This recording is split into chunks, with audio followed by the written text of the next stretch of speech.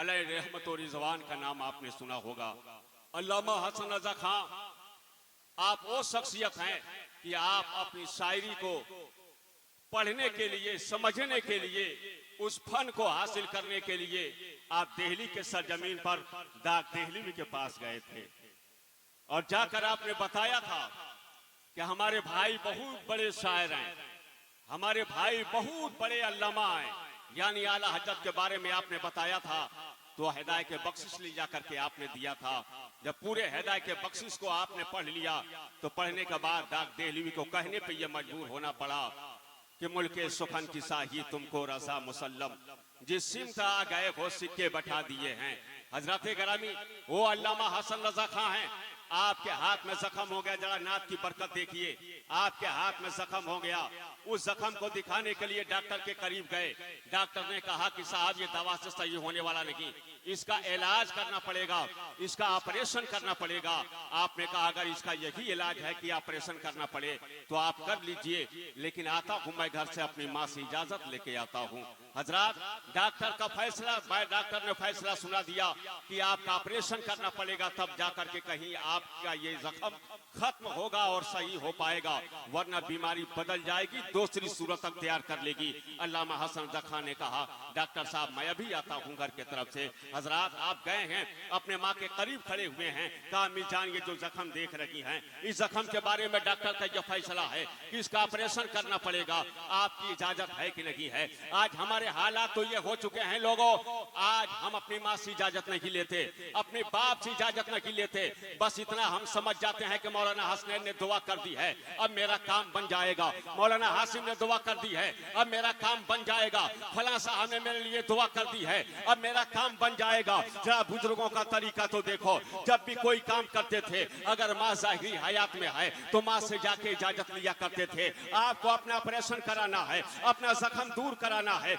ऐसी सूरत पर आप अपने अम्मी जान के करीब जाते हैं और कहते हैं अम्मी जान डॉक्टर ने बताया है ये सिर्फ दवा से खत्म होने वाला जख्म नहीं है, ये जख्म दवा से जाने वाला नहीं है, इसका ऑपरेशन करना पड़ेगा। क्या आप इजाजत देती हैं कि नहीं देती हैं? क्योंकि माँ माँ होती न है साहब। अब माँ के दिल में ख्याल आने लगा जब ऑपरेशन होगा मेरे बेटे को तकलीफ पहुंचेगी, ऑपरेशन होगा मेरे बेटे के आंखों में आंसू आ जाएगा, तमाम मुसीबतों में मेरा बेटा घिर जाएगा। माँ माँ होती है, वो माँ जो एक मर्तबा बेटा रो दे तो हजरात कभी माँ रात चैन की सुकून के साथ रात नहीं गुजारती। आपके माँ ने बड़ा सोचा और समझा, सर पे हाथ रख के कहती है ए बेटा जा, अल्लाह तुझे शफा अता फरमाए। आपने माँ से दुआ ली है और लेने के बाद आप अपने घर की तरफ रवाना हुए हैं, अपने हॉस्पिटल की तरफ रवाना हुए हैं। डॉक्टर ने कहा लेट जाइए, आप लेट गए। लेटने के बाद एक इंजेक्शन लाता है, गौर कीजिएगा, अगर सुनना है पूरी बात तो पूरा मजमा बोले, जरा हाथ उठा के सुभान अल्लाह।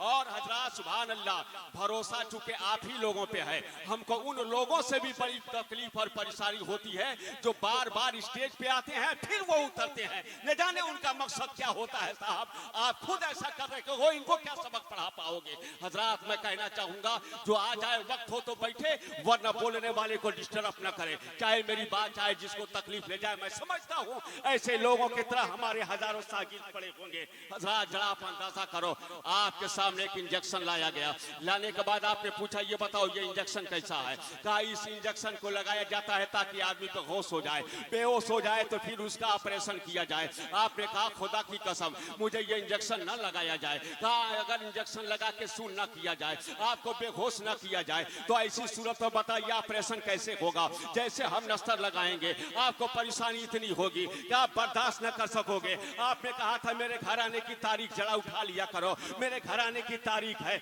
आज तक मेरे घर आने में किसी ने बेहोशी का इंजेक्शन नहीं लगाया है, इसलिए मैं भी बेहोशी का इंजेक्शन नहीं लगाऊंगा। डॉक्टर साहब आपका ऑपरेशन करना हो तो बिना बेहोशी इंजेक्शन लगाए आप मेरा इलाज कर दीजिए। हजरात खुदा की कसम डॉक्टर बड़ा सोचा और समझा, कहा नस्तर लगाऊं? हाँ लगाऊंगा। बोले माँ की तवज्जो चाहता हूँ और आपकी भी तवज्जो चाहता हूँ, अगर थोड़ी सी भी ज़मीरा आपको जिंदा हो तो जरा देखिए नाते नबी की बरकत क्या होती है और किन किन मौके पे नबी की नात पड़ी गई है। हजरात जरा अंदाजा करो तो सकी, आप सोए हैं बेहोशी का इंजेक्शन नहीं लगवाते, जैसा कि नस्तर करीब किया है जख्म के, आप अपने रुख को मदीने की तरफ करते हैं और कहते हैं कि या रसूल अल्लाह अब आपकी मदद चाहिए। आपने कहा डॉक्टर अपना काम करो। डॉक्टर ने जैसे ही अपना काम शुरू किया है मदीने की तरफ रुख करके आपने जो कलाम पढ़ना शुरू किया था कि दिल दर्द से बिस्मिल की तरह लौट रहा हो, सीने पे तसल्ली की तरह हाथ धरा हो, आता है फकीरों पर उन्हें प्यार कुछ ऐसा खुद भीख दें और खुद कहे मांगते कब। आप जरा अंदाजा करो सही, यह है नबी की नात की बरकत।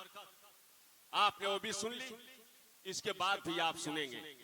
आइए जिस कुरान मुकद्दस की मैंने आयत पढ़ी है आपके सामने, उसमें मैं कुछ देर गुफ्तगू करूं, चूंकि ये दस्तार बंदी का प्रोग्राम है और जितने बच्चों के सर पे ताज जरी रखा जाएगा वो सारे बच्चे अपने सीने में 30 पारे मोजजन कर चुके हैं। सुभान अल्लाह, बोलिए ना सुभान अल्लाह। इधर इन्ना आता इना सही से नहीं याद है, वो 30 पारे पढ़े फिर भी आप नहीं बोल रहे, फिर भी नहीं बोल रहे। बोलिए जरा बुलंद आवाज से सुभान अल्लाह, सुभान अल्लाह, सुभान अल्लाह, और बुलंद आवाज से बोलिए सुभान अल्लाह। ये आरज़ू नहीं की दुआएं हजार दो, हाय हाय हाय, वाह सुभान अल्लाह, सुभान अल्लाह, बहुत उम्दा बोला जाता है। ये आरज़ू नहीं की दुआएं हजार दो, आज पढ़ कर नबी की नाते लहद में उतार दो। नारे तकबीर, नारे रिसालत, फैजान औलिया कॉन्फ्रेंस, वाह जिंदाबाद जिंदाबाद। पढ़ कर नबी की नाते लहद में उतार दो। नारे तकबीर, नारे रिसालत, दो चार बेर आना जब भाई थोड़ी है इंशाअल्लाह। हजरात, चूंकि कुरान मुकद्दस इन बच्चों ने हिफ्ज किया और कुरान कहते किसको है, जरा इसको गौर से मुलाहिजा फरमा लीजिए।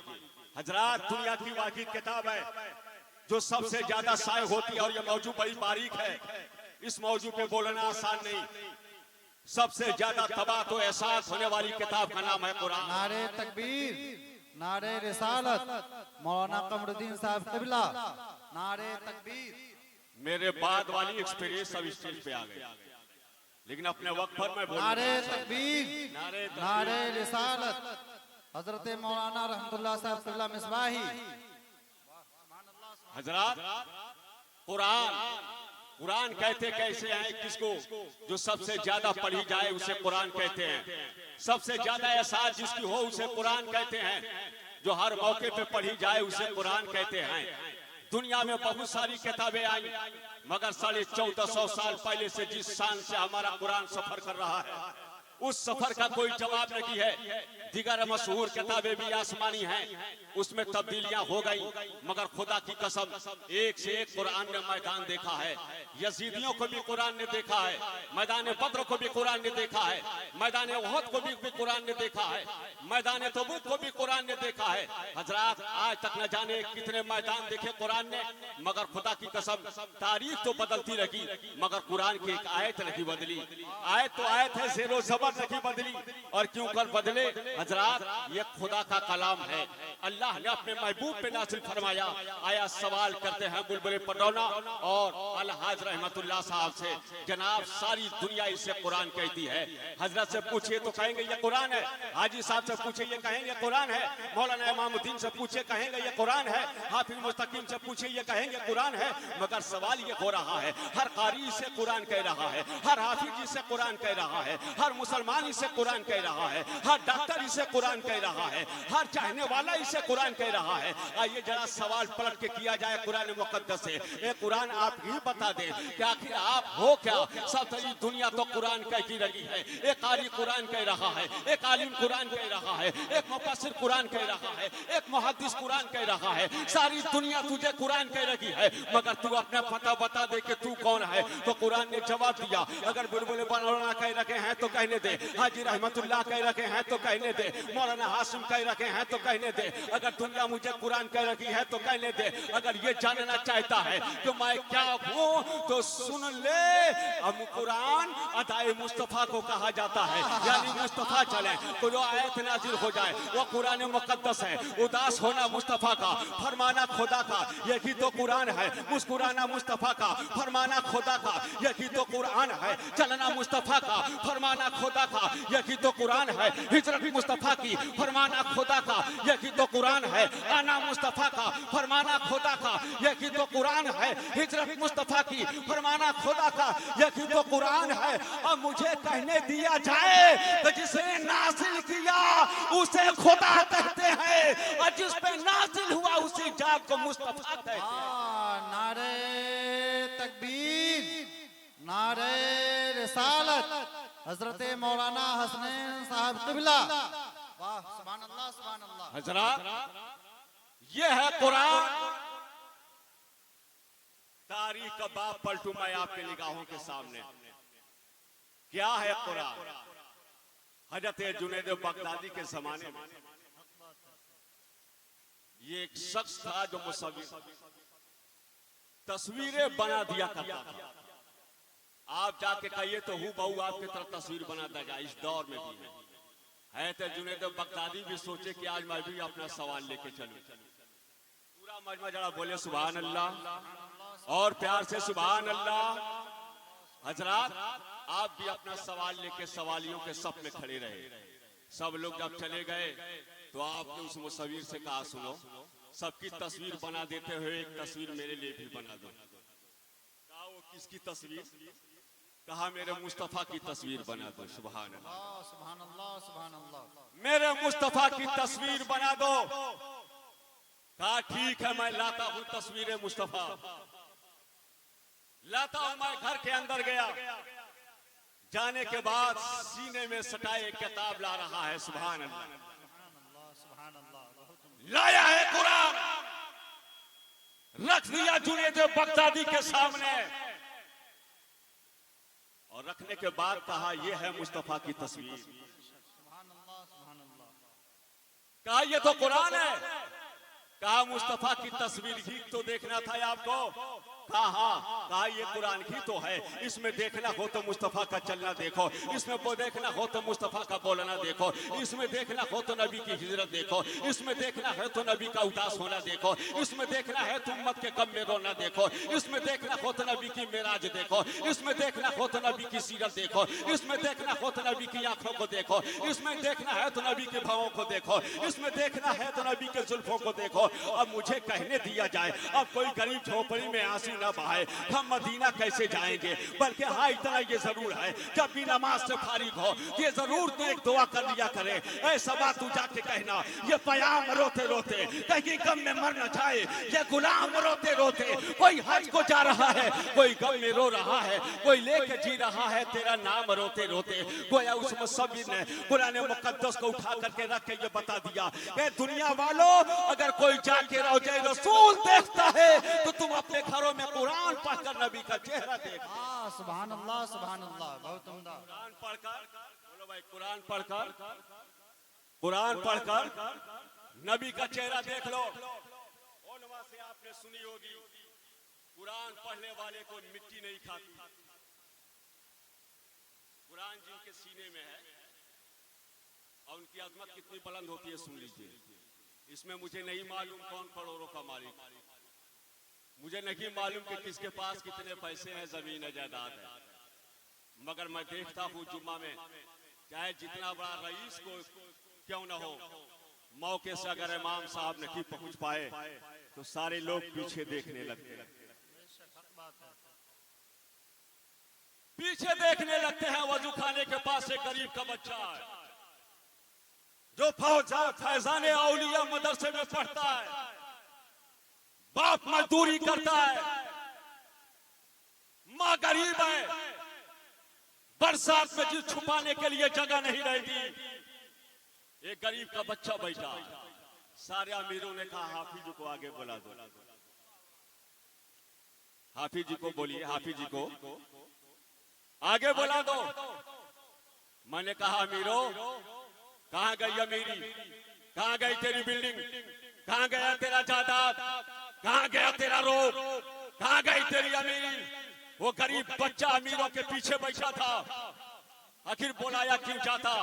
कहा आज इन्हें इमाम बनाना, आज इन्हें इमाम बनाना है। मैंने कहा ये तो गरीब है ना, ये इमाम कैसे बनेगा? कहा साहब ये मस्जिद है, यहाँ इबादत का मसला है, यहाँ अमीरी गरीबी देखी जाएगी तो इबादत रायगा कर दी जाएगी, इसलिए अब यहाँ अमीरी देखी नहीं जाएगी, न यहाँ गरीबी देखी जाएगी, यहाँ ये देखा जाएगा कुरान बेहतर कौन पढ़ता है, कौन सेहत के साथ कुरान पढ़ता है, कौन तजवीद के साथ कुरान पढ़ता है। जैसा कि मसल्ले पे गरीब का बच्चा गया है, सूरह फातिहा की तिलावत की है और चंद आयतों को पढ़ा है, पढ़ने के बाद जैसे ही रुकू में गया और मोहल्ले का अमीर रुकू में जा रहा है, सजदे में गया और सजदे में जा रहा है। मैंने कहा अमीर साहब वो तो गरीब था, इब्तिदा क्यों कर रखे हैं? उससे पहले रुकू में चले गए होते, उससे पहले आप सजदे में चले गए होते। तो मौलाना रहमतुल्लाह साहब ने कहा ये जाएं तो कैसे जाएं, अगर ये पहले चले गए तो इनकी नमाज नहीं होगी।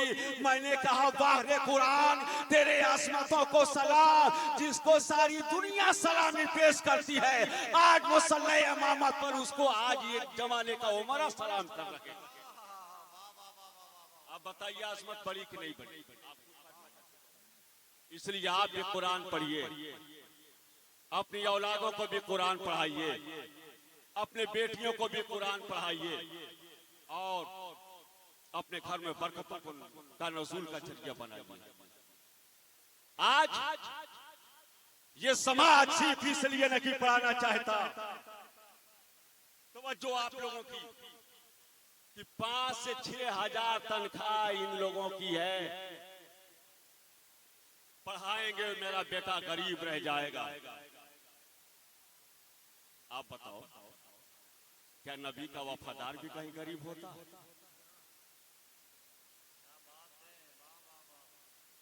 क्या दिन का सिपाही भी कभी गरीब होता है? अमीरों तेरे बुलाए पे तेरा बेटा नहीं आता, मगर 5,000 और 6,000 देकर हकारत की नजरों से देखने वालों, खुदा की कसम ये जमात कभी कमीर हो नहीं सकती। दुनिया भूखा मर सकती है मगर कभी इमाम भूखा नहीं मर सकता। क्यों? इसलिए कि मुस्तफा ने दुआ फरमाई थी, ये अल्लाह दीन के मुबल्लिगीन को कभी भूखा न रखना, कभी भूखा न रखना। न देखिए हकारत की नजरों से इन्हें। आपने कभी सोचा कि 5,000 6,000 देख रहे हैं, ये कपड़ा कहां से आ रहा है? बोलिए इस महंगाई के जमाने में अगर ऐसा कपड़ा पहनना हो तो ही तैयार हो पाए। कैसे फैसला कर लेते? और जिनको बड़ी नाज हो ना, छोड़िए इन बड़ों को, कह दीजिए हमारे साथ सिर्फ मेरा खर्चा रोक ले 1 महीने का हो। ये अल्लाह का करम है, काम करते हैं मुस्तफा का, दिलाते हैं मुस्तफा, इंतजाम वो करते हैं। इसलिए मैं आप सबको मुबारकबादी पेश करता हूं कि आज खिरिया टोला के सरजमीन पर इतना अजीमुशान जलसा हुआ, जिसमें 5 बच्चों के सरों पे दस्तारे जरी से नवाजा जाएगा। मेरे बाद बुलबुले पडरौना की तकरीर, फिर हजरत अल्लामा मुफ्ती सैफुल्लाह साहब की तकरीर, फिर अल्लामा सैयद लई कामा साहब किबला की ज़ियारत हम और आप करेंगे। इसलिए चूंकि 10-20 ही तक मुझे बोलना था, एक खिरिया टोला के जलसे में आने वालों मेरे भाइयों, क्या मैं इस उम्मीद के साथ जाऊं कि जिस ईमानदारी और दयानतदारी के साथ मुझ जैसे गुनहगार की आपने गुफ्तगू सुनी है, क्या मेरे बाद वालों की भी सुनेंगे? बुलंद आवाज से बोलिए या रसूल अल्लाह, और बुलंद आवाज से बोलिए, और बुलंद आवाज से बोलिए या रसूल अल्लाह। हजरात खुद पढ़िए और पढ़ाइए। एक बात छूट रखी थी, अगर अल्लामा रहमतुल्लाह साहब को इजाजत हो तो 2 मिनट में उसको पेश कर दूं। कुरान का एक एजाज और देखो, चलिए मुफ्ती साहब तू बैठा ना भैया, हम कहनी अभी ना 8 बजे हो। इतना काफी है जिंदगी के लिए। अरे बोला ना यार सुभान अल्लाह, और बोला नवाज से सुभान अल्लाह। ये जानते हैं कौन लड़का है बता? इसके बाप का जनाजा तैयार था, ये नबी की नात पढ़ रहा। और दिमाग का थोड़ा सा बोझल है, ठीक है?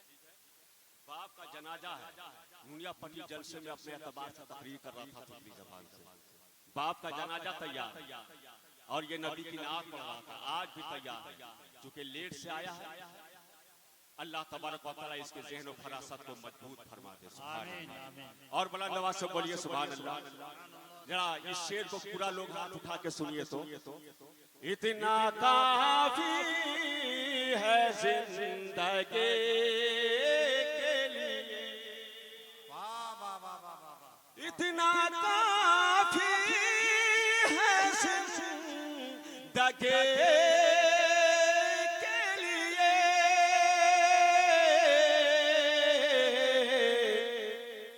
रख ले आका जो नौकरी, रख ले आका जो नौकरी के लिए। तुम खुश रहना, तुम ये बयान करना था कुरान की अजमत। जरा गौर से सुनिए, दुनिया की कोई ऐसी भी किताब लाओ जिसको आदमी पढ़ता हो तो झूमता हो। क्या बात है, वाह। कोई किताब बताइए। अब बताइए, अगर आप साइंस पढ़ते हो तो आपका जिस्म झूमने लगता हो, है ऐसा? तो हाथ उठा कर बोलिए ना, कैसा नहीं है? जो हकीकत है बोलने से झूमते क्यों हैं? दुनिया की वाकिद किताब है कि जब आदमी पढ़ने लेकर के बैठता है तो खुद ब खुद जिस्म झूमने लगता है। बोलिए सुभान अल्लाह, सुभान अल्लाह। अच्छा, ये आप घर में पढ़िए जिस्म झूमने लगता है, दुकान में पढ़िए जिस्म झूमने लगता है, सफर में पढ़िए जिस्म झूमने लगता है, मगर वही कुरान नमाज में पढ़िए तो जिस्म झूमता नहीं। दुकान में पढ़िए तो झूमने लगिए, कहीं और पढ़िए तो जिस्म झूमने लगता है, मगर नमाज में पढ़िए तो जिस्म झूम नहीं रहा है। चुपचाप आप नियत बांध के खड़े हैं, पढ़ रखे, हरकत नहीं है। यही एक मसला गुजरात के सरजमीन पर हजरत जैसे बासलाहियत एक मुफ्ती के पास एक आदमी आ गया, हजरत कुरान पढ़ते समय झूमना कैसे चाहिए? हर लोगों को अपने मसाइल को अपने उलमा के दरमियान पेश करें। कुरान पढ़ते समय झूमना कैसा है? तो मुफ्ती साहब ने कहा मना है, नहीं झूमना चाहिए। ठीक है, चला गया।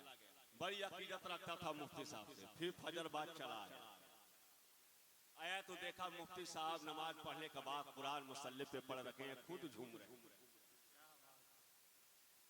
मैं कहूं पानी इस तरह ना पियो, जिस तरह मना करूं वैसे ही आप मुझको पीता देख लें तो आप कहेंगे ना मौलाना साहब ने कहा खड़ा होकर पानी ना पियो। खुद मौलाना साहब मदरसे में खड़े होकर पानी पी रहे।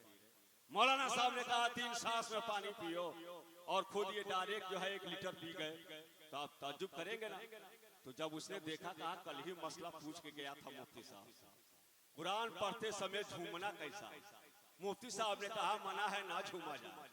आज खुद देख रहा हूँ मुफ्ती साहब पढ़ रहे हैं, झूम रहे हैं, पढ़ रहे हैं, झूम रहे हैं। मुफ्ती साहब जब पढ़ के फारिग हुए तो कहा हुजूर ये बात समझ में नहीं आती, शरीयत का हुक्म सिर्फ हम लोगों के लिए है या आप जैसे मुफ्ती साहिबान के लिए है या आप जैसे आलिमों के लिए है? कहा क्या हुआ? कहा हजरत कल मसला पूछने आया था, कुरान पढ़ते समय झूमना कैसा है? तो आपने कहा था मना है, झूमा ना जाए, बड़ी सलीके से कुरान पढ़ा जाए, बड़ी अदब से कुरान पढ़ा जाए। मगर हुजूर मैं क्या देख रहा हूँ, आप खुद पढ़ रखे हैं, आपका जिस्म झूम रहा है, आप बिल्कुल मस्ती में नजर आ रहे हैं। जवाब जवाब सुनिए और झूमते जाइए। मुफ्ती साहब ने कहा हाँ मसला जो था मैंने बता दिया, मगर ये पूछ रखे हो कि आपका जिस्म क्यों झूम रहा है, आपका सर क्यों झूम रहा है। तो सुन लो, मैं झूम नहीं रहा हूँ। कुरान की ये बरकतें हैं कि आदमी झूमता नहीं है, खुद ब खुद झूमने लगता है, खुद ब खुद झूमने लगता है। ये कुरान की बरकत देख लो। दुनिया की कोई किताब जब इंसान पढ़ता है तो जिस्म झूमता नहीं है, बल्कि जब कुरान की तिलावत करता है तो मस्ती में वक्त करने लगता है। वाह वाह, नारे तकबीर, नारे रिसालत, अजमते कुरान। वाह सुभान अल्लाह, सुभान अल्लाह, बहुत उम्दा। इसलिए कुरान अदब के साथ पढ़िए। मैं दावे के साथ कहता हूँ, आपको तकलीफ तो होगी, सब कहेंगे मैं कुरान पढ़ता हूँ, मगर जो स्टेज पर बैठा हुआ एक आदना तालिब इल्म कुरान पढ़ देगा और आप भी पढ़ें तो मौला रहमतुल्लाह साहब तहरीर करके देंगे कि आपने सही नहीं, ये बच्चा सही पढ़ा। और नमाज के लिए होने के लिए जरूरी है कि कुरान को सेहत के साथ पढ़िएगा। इसलिए उम्र का तकाजा नहीं, नबी ने फरमाया माँ के गोद से लेकर लहा तक तुम इल्म हासिल करो। ये शर्म महसूस न कीजिए कि मेरी दाढ़ी पक गई, मेरी उम्र इतनी हो गई, अब मैं किसी कारी के पास जाऊंगा तो दुनिया क्या कहेगी। ये मेरे भाइयों, ये शर्म आप महसूस न करें। अपने इमामों के करीब होइए, अपने इमामों से मिलिए। कुरान पढ़ने का सही तरीका, नमाज पढ़ने का सही तरीका, यकीनी मानों में ऐसे ऐसे नमाजी हजरात से भी मुलाकात होती है कि नमाज पढ़ते पढ़ते 30 साल तो हो गए, मगर कागा में बैठा कैसे जाता है उन्हें नहीं मालूम, सजदा कैसे किया जाता है उन्हें नहीं मालूम। इसलिए आप अपने उलमा के करीब होइए, उनसे दीन समझिए और उनसे दीन पढ़िए। इन्हीं चंद कलिमात के साथ, क्योंकि मुर्तजा भाई का मैं इंतजार ही कर रहा था, तशरीफ लाए, मैं इन्हीं चंद कलिमात के साथ मैं आपके बीच से रुखसत हो रहा हूँ और ये कहते हुए रुखसत हो रहा हूँ कि मेरे पैगाम को आप दिल पे लीजिए और एक मर्तबा नारा लगाइए ताकि मैं कह दूं कि बेदार दे के जा रहा हूँ, इंशाल्लाह बेदार ही रहेगा। बोलिए नारे तकबीर, अरे यार बोलिए बुलंद आवाज से, नारे तकबीर, नारे रिसालत, जश्न दस्तार बंदी व मा अलीना इल्लल बलाग।